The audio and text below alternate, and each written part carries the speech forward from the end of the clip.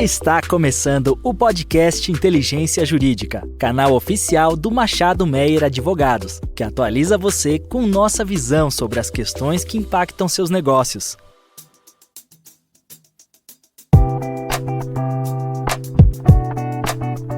Olá a todas e a todos, eu sou Diana Lobo em mais uma edição do Boletim Tributário, do podcast Inteligência Jurídica. Eu estou aqui hoje com os meus sócios André Menon e Fernando Munhoz e vamos tratar das principais novidades na matéria tributária. Hoje a gente vai começar com a ordem um pouquinho diferente e vamos começar falando sobre o tema dos últimos anos e dos próximos anos, reforma tributária.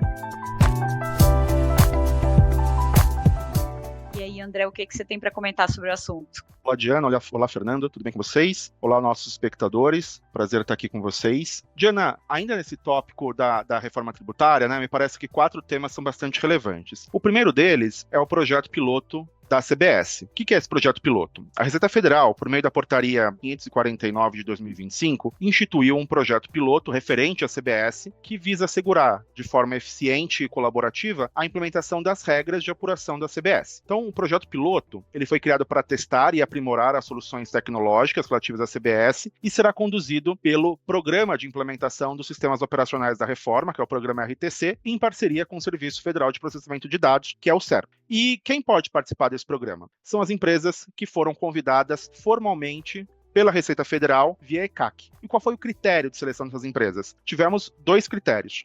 Um é a participação em programas de regularidade, como, por exemplo, o programa Confia ou o programa de homologação do SPED. E, o segundo critério, foi a indicação pelo pré-comitê gestor do IBS ou entidades representativas do setor de TI e de outros segmentos econômicos, tá? Então, essas são as empresas que ali poderão fruir desse projeto, poderão participar desse projeto piloto da CBS. Essas empresas, elas terão acesso aos canais dedicados, feito pelo ponto focal, né? Terão acesso a reuniões e fórum técnicos para esclarecimento de dúvidas relacionadas à apuração da CBS. Essas empresas elas poderão sair do programa a qualquer momento e as empresas não participantes vão poder ali contar com a evolução do sistema via comunicados oficiais da Receita Federal. A duração desse programa piloto foi iniciado agora, 1º de julho de 2025. Ele tem uma duração prevista até 31 de dezembro de 2026, podendo, obviamente, ser ajustado conforme a evolução dos testes. Esse é o primeiro ponto, Diana, que é com relação ao projeto piloto. Um segundo ponto que me parece importante a gente falar é a segunda fase do projeto de regulamentação da CBS. No dia 9 de maio, agora desse ano, a Receita Federal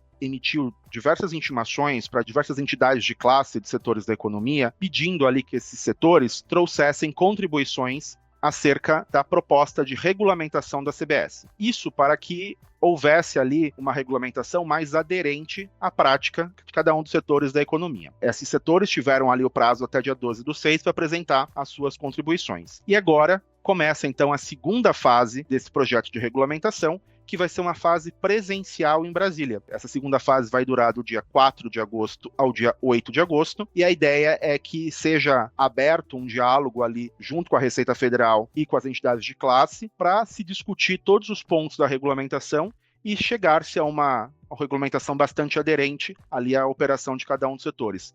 Pelo que a gente identificou, foi uma discussão bastante árdua junto à CERT, né? E a CERT quem sugeriu que houvesse essa consulta da sociedade e a abertura desse momento para que a sociedade pudesse ativamente trazer as suas contribuições e debater esse ponto da regulamentação, para que a gente não tenha ali posteriormente um contencioso a ser formado em razão de uma regulamentação que não seja aderente. Vejo com muitos bons olhos aqui, nessa segunda fase, nós estaremos lá em Brasília por algumas associações discutindo especificamente esses pontos, tá? O terceiro ponto que me parece relevante aqui é o ponto com relação ao período de testes dos documentos fiscais, os novos layouts de documentos fiscais da reforma tributária. Quando a gente olha para a Lei Complementar 214, a gente identifica que a lei ela não prevê a substituição dos documentos fiscais nem a unificação desses documentos fiscais. Contudo, o artigo 62 da Lei Complementar, ela determina ali que os entes deverão adaptar os seus sistemas de documentos fiscais para que haja ali os campos relativos às informações dos dados de IBS e CBS. E os entes também precisarão viabilizar o compartilhamento dessas informações com o ambiente nacional de uso comum. E quem faz, então, essa adaptação desses sistemas? A adaptação desses sistemas, ela está sendo feita por meio do Encontro Nacional dos Coordenadores e Administradores da Administração Tributária, o ENCAD, ENCAT, no caso ali relacionado à nota fiscal eletrônica, modelo 5565, e pelo Comitê Gestor da Nota Fiscal de Serviço Eletrônica de Padrão Nacional, no caso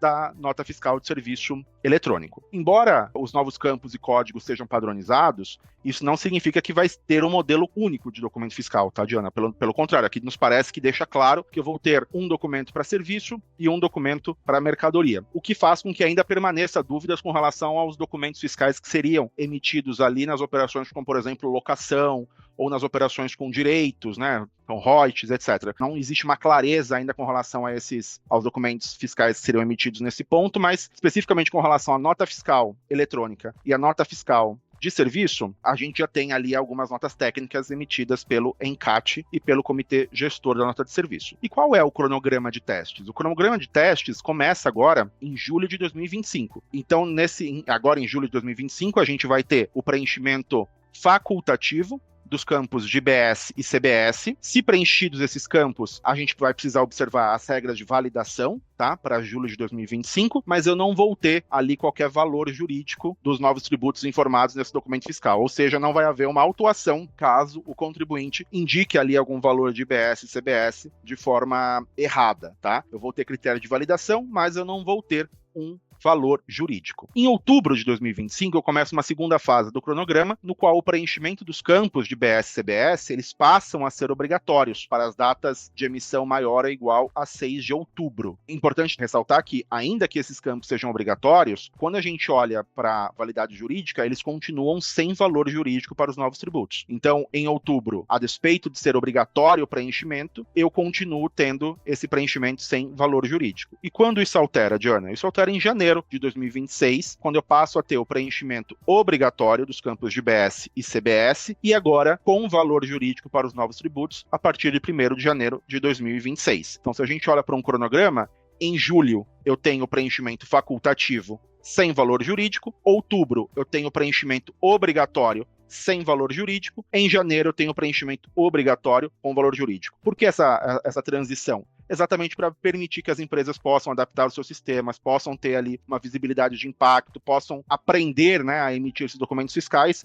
para que estejam aptas a emiti-los a partir de janeiro de 2026, quando eles terão valor jurídico, ou seja, quando eles poderão ser objeto de autuação. E o último ponto que eu queria trazer aqui, relacionado à reforma tributária, Diana, é com relação às novas tabelas de CST, de Seclastrib e de Scredpress. O que significa isso? No dia agora 24 de junho, a Receita Federal e o Pré-Comitê Gestor divulgaram uma nova versão do Informe Técnico de 2025, o 002, com a finalidade de divulgar a nova tabela do CST, o Código de Situação Tributária, do IBS e da CBS, e divulgar a tabela de classificação de crédito presumido, que é esse Secredpress. Com relação ao CST, é importante mencionar que cada código está vinculado a um dispositivo da Lei Complementar 214. Em comparação com os códigos vigentes, com o regime atual, a gente verifica que há códigos que deixarão de existir, como, por exemplo, o código relacionado ao CST de operação com redução de base de cálculo ou de cobrança de CMS por substituição tributária. Esses CSTs deixarão de existir, uma vez que agora, na reforma tributária, eu não tenho mais essa tributação. Também foi divulgado os códigos de Seclastrib, como eu mencionei, que também vão estar vinculados a artigos específicos da Lei Complementar 214, e como exemplo a gente cita aqui o Seclastrib 22.10.01, que se relaciona à locação, cessão onerosa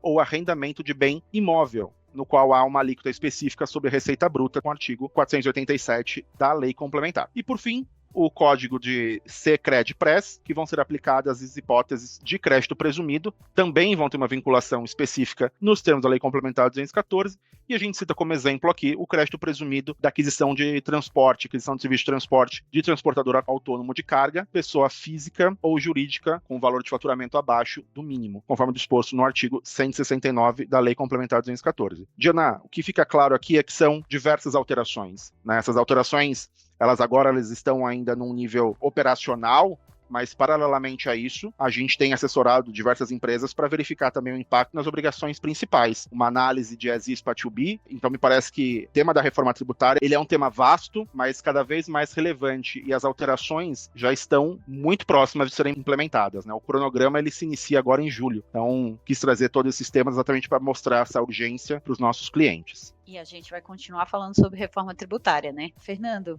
A gente sabe que a gente está aqui já em recesso do judiciário, mas tem algumas temáticas que, no fim das contas, vão impactar as discussões jurídicas em âmbito judicial. E aí, queria que você falasse um pouco sobre isso, em especial sobre a portaria 1430 do Ministério da Fazenda. Oi, Diana, André, também cumprimento todos aí que nos ouvem. Pois é, Diana, estamos no mês de recesso dos tribunais superiores, então hoje nós preferimos aqui dar atenção a uma portaria recente que foi publicada pelo Ministério da Fazenda, que é a portaria 1430 de 2025, que vem a regulamentar o novo critério para atualização de depósitos judiciais relacionados a tributos federais. E aí aqui vale a pena um breve histórico, porque o que aconteceu? Desde a década de 90, todos os valores que os contribuintes venham a depositar relacionados a uma discussão de tributos federais, eles são atualizados pelo mesmo índice de correção utilizado pela Receita Federal para correção dos débitos, ou seja, é utilizada a taxa Selic como referência para atualização. E apesar dela ter um caráter híbrido, compreender tanto uma parcela de correção monetária quanto também uma parcela de juros, ela vem sendo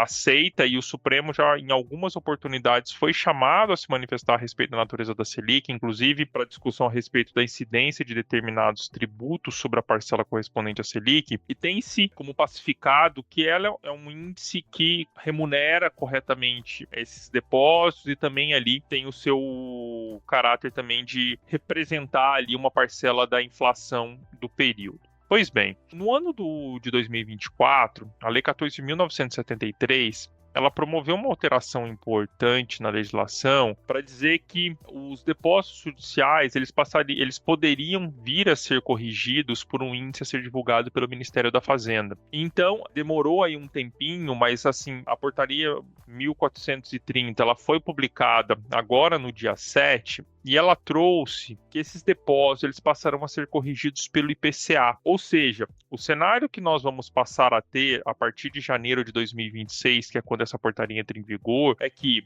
a União ela corrige os débitos com a taxa Selic e, de outro lado, quando os contribuintes optarem por fazer o depósito judicial enquanto eles discutem a correção de uma determinada cobrança, legalidade, constitucionalidade de uma determinada cobrança, passarão a ser corrigidos pelo IPCA. E aqui nós já vislumbramos alguma preocupação, porque, primeiro, nós temos que o IPCA, frente à taxa Selic, no atual momento, é um índice que representa cerca de 6% a menos. É uma média, até porque esses índices acabam variando. Então, vejam que o contribuinte, se ele perde uma discussão, o débito que está em discussão vai ter que ser corrigido pela Selic, ao passo que quando ele ganhar e se ele fizer um depósito daquele valor enquanto o processo está em curso, ele vai receber uma remuneração menor. De cara, nós já vislumbramos aqui um problema de isonomia, porque o que nós temos? A Receita Federal, União ali como um todo, remunerando de forma menor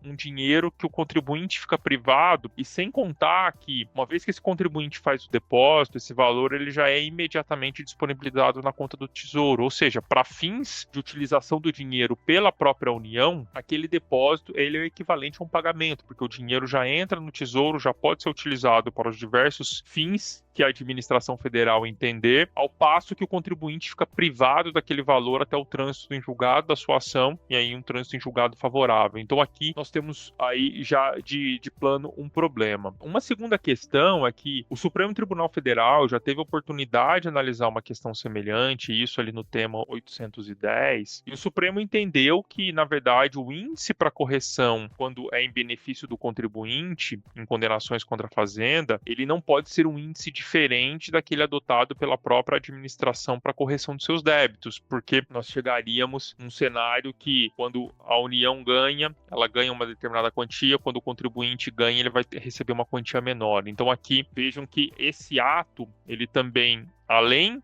de refletir, de formalizar uma intenção clara de conferir um tratamento diferenciado para os contribuintes frente ao fisco federal, ele também acaba afrontando o entendimento do Supremo Tribunal Federal. O que eu também gostaria de chamar a atenção aqui é que muitas notícias, ou tem também algumas manifestações que têm circulado de que essa medida, ela teria ali um escopo de evitar que muitos contribuintes acabam utilizando o depósito judicial em alguma medida quando se tem uma taxa Selic um pouco mais elevada, como no momento que está no percentual de 15%, como uma forma de ter uma remuneração eventualmente até maior do que ela teria caso optasse por uma aplicação de baixo risco no mercado financeiro. E, assim, com todo respeito às vozes que têm veiculado esse tipo de alegação, mas não faz o menor sentido, né? Quem vai optar por, não, eu quero iniciar uma discussão tributária perante o judiciário, eu vou fazer um depósito, uma discussão que eu teria, digamos, certeza de ganhar, então, como a remuneração vai ser pela taxa Selic e não uma outra taxa que eu conseguiria no mercado financeiro, eu vou fazer isso como se fosse um investimento. Assim, não faz o menor sentido esse tipo de alegação, até porque todos nós sabemos, assim, você inicia uma discussão no Poder Judiciário justamente porque tem uma incerteza a respeito da constitucionalidade e legalidade daquela exigência. Agora, essa manifestação aí que, digamos que não é formal da administração federal, mas que nós escutamos em alguns veículos, ela não nos parece parar de pé e fazer sentido a levar uma justificativa e ter uma alteração tão drástica no que diz respeito aqui à forma de remuneração desses depósitos judiciais. E tudo isso sem contar, e aqui para concluir essa minha fala, que nós temos diversas discussões a respeito da natureza de juros e da forma de tributação. Por exemplo, o tema 962, o Supremo entendeu que os juros Selic ali incidentes sobre a repetição de indébito, eles não devem ser submetidos à tributação pelo imposto de renda e à contribuição social sobre o lucro, justamente porque eles teriam ali uma natureza indenizatória tão somente para recomposição de valor. De outro lado,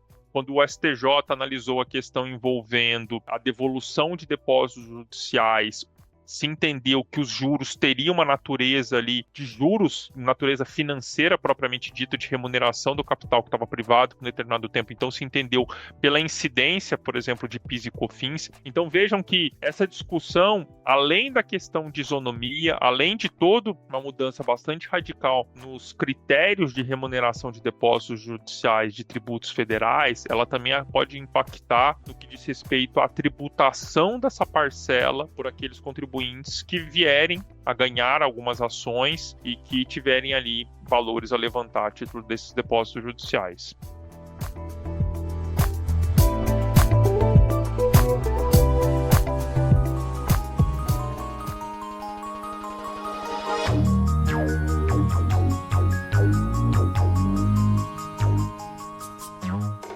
Para falar um pouquinho de CARF, agora no mês de julho, nós temos a retomada das atividades do Tribunal Administrativo. O CARF estava com a redução relevante ali no número de julgamentos, em razão da paralisação das atividades dos auditores fiscais federais, e agora no início do mês de julho, os auditores fiscais sinalizaram o fim da greve, aceitando a proposta de reajuste salarial que tinha sido feita pelo governo. Então, o Tribunal Administrativo e também delegacias de julgamento e delegacias da Receita Federal devem retomar as atividades, já retomar as atividades plenamente. Isso significa dizer que nós teremos provavelmente novos autos de infração, julgamentos mais acelerados na DRJ e no âmbito do Tribunal Administrativo de Segunda Instância também. Agora no mês de julho já temos sessões ocorrendo nessas últimas semanas, e a previsão é que os casos de alto valor envolvido e aqueles do julgamento já iniciados sejam colocados aí até para atender a meta fiscal do governo com relação ao encerramento de algumas disputas administrativas. E aproveitando que eu estou falando também de Receita Federal, a Receita Federal divulgou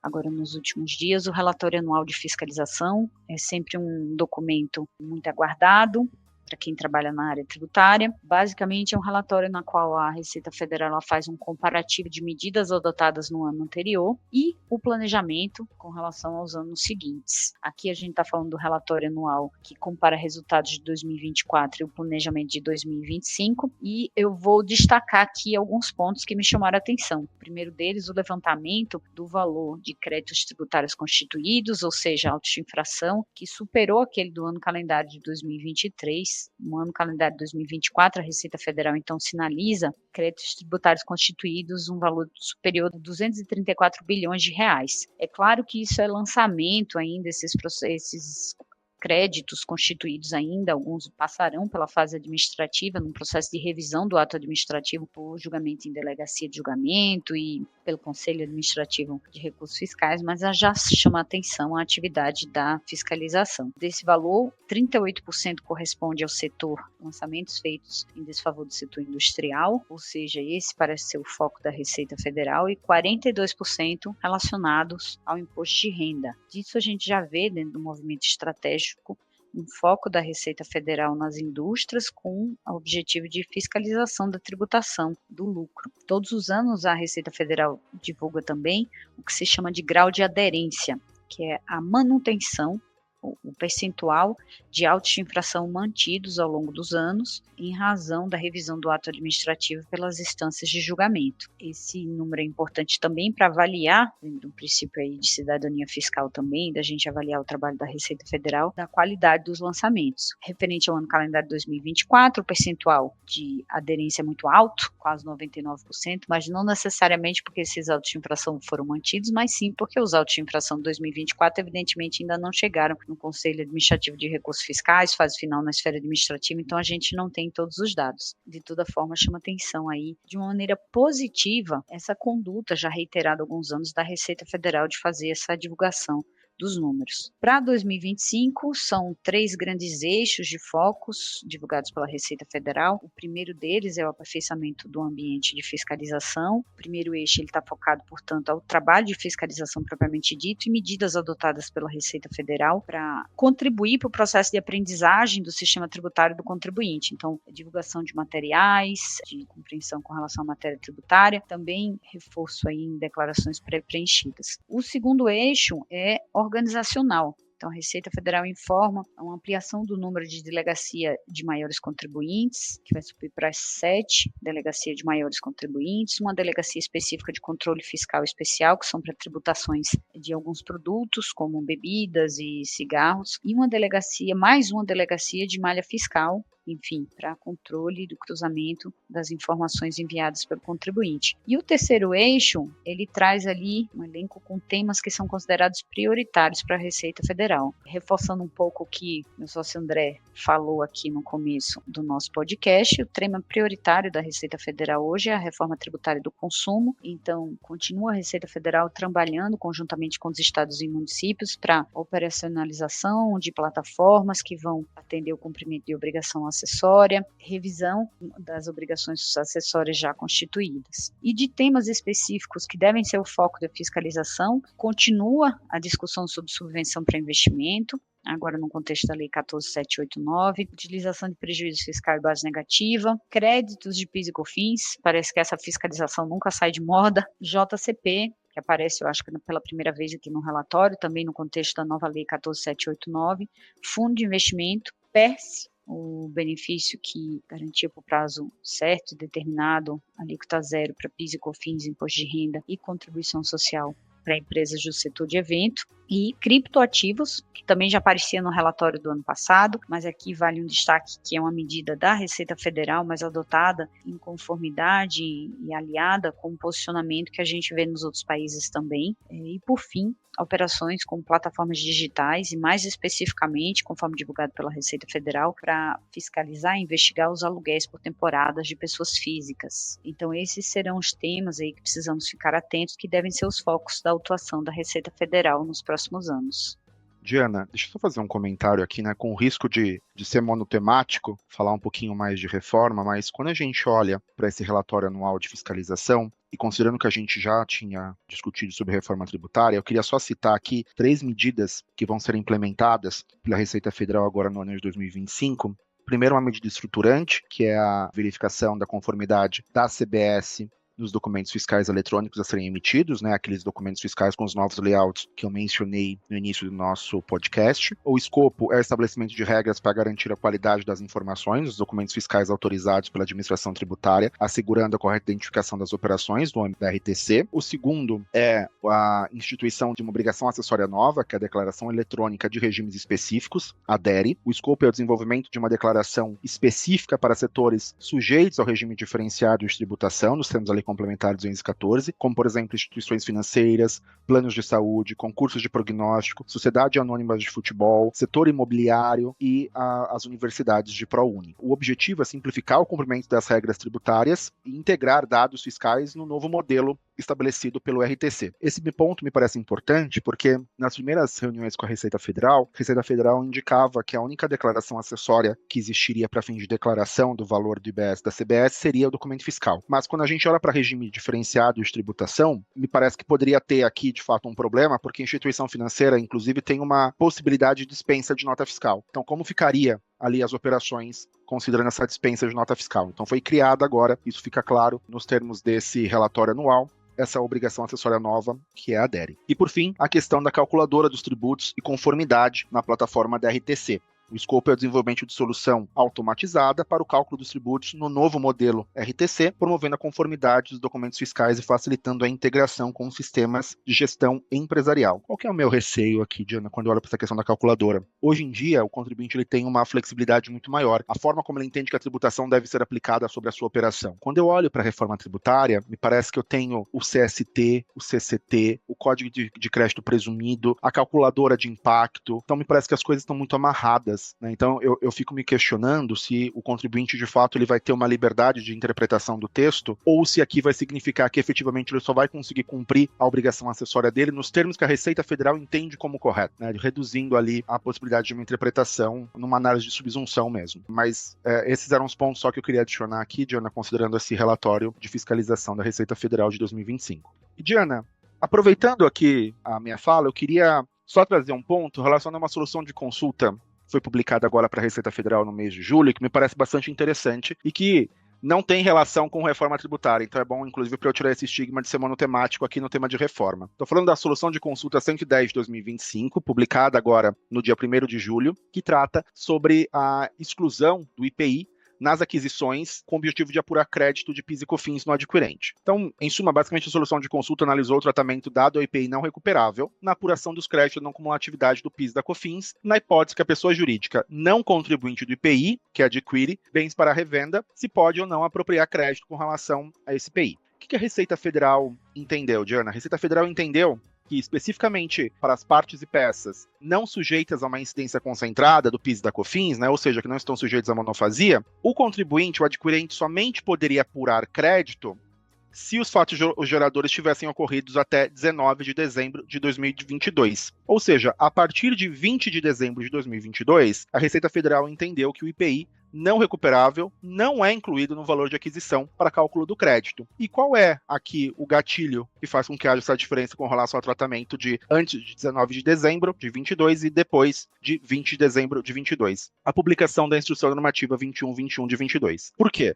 Porque a Instrução Normativa 2121 de 22, ela trazia, na redação original dela, a indicação de que o IPI não deveria compor a base de cálculo do crédito, do PIS e da COFINS. Essa Instrução Normativa, esse artigo 170, ele foi revogado em 2023 e agora em 2025 ele foi reestabelecido. Qual que é o grande ponto de discussão? Quando a gente olha para a inclusão de tributos dentro da base de crédito do PIS e da COFINS, né, a gente teve ali a MP 1159, que foi convertida na Lei 14592, que deixou claro que, por exemplo, o ICMS não deve compor a base de cálculo do crédito de PIS e COFINS. Mas note, Diana, a gente está falando de uma lei. E quando a gente olha para o tema 756, a não cumulatividade do PIS e da COFINS é uma não cumulatividade diferente, mas ela precisa de uma lei para ser regulada. Quando eu olho para essa questão do IPI, que a Receita Federal traz aqui em solução de consulta, eu não tenho lei dispondo sobre isso. Eu tenho só a Instrução Normativa 2121. Então, me parece que essa solução de consulta ela é importante, por isso que eu quis trazer ela aqui,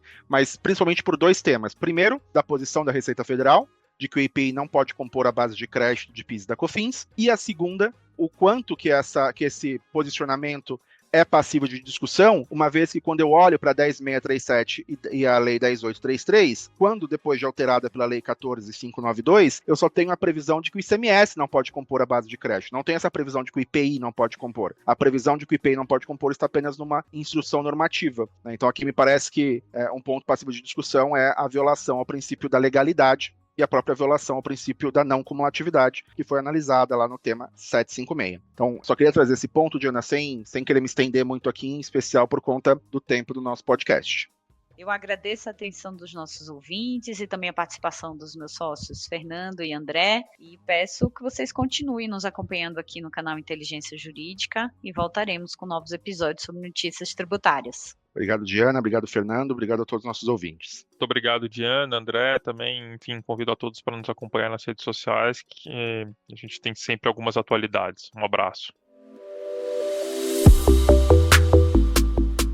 Você ouviu mais um episódio do podcast Inteligência Jurídica. Além de favoritar e compartilhar, agora você pode participar da nossa caixinha de perguntas e enquetes aqui no Spotify. Ouvir você é fundamental para continuarmos aprimorando nossos conteúdos.